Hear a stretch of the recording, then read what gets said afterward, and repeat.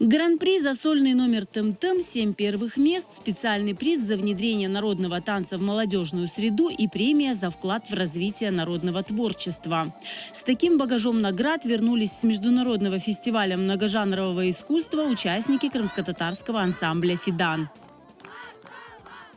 Главная задача, наверное, ансамбля «Фидан» и нашего всего «Фидан-арт-центра» – это сохранить, местами восстановить, популяризировать нашу культуру, наши традиции, наши танцы, наше искусство. Мы готовили детей в течение 2 месяцев, были тяжелые тренировки.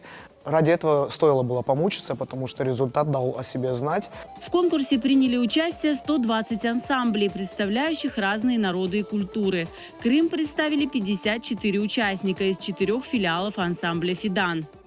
Прекрасная, невероятная плакетка вот в таком бархатном обрамлении отправляется в Республику Крым!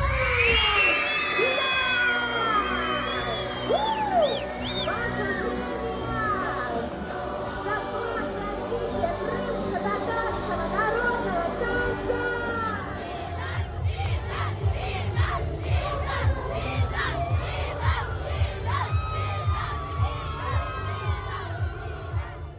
Народ Кавказа, они очень любители по танцевальной сфере, и бороться с детьми, которые с рождения занимаются танцами, и на профессиональном уровне они занимаются танцами, было очень тяжело.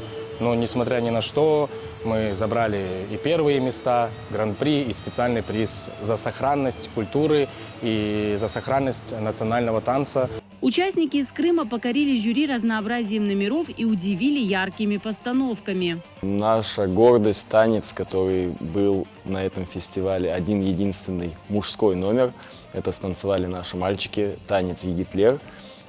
Очень достойно, на хорошем таком уровне.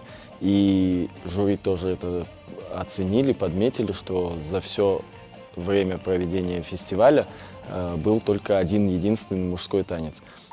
На этом достижения ансамбля не заканчиваются. Его воспитанники уже начинают готовиться покорять новые вершины.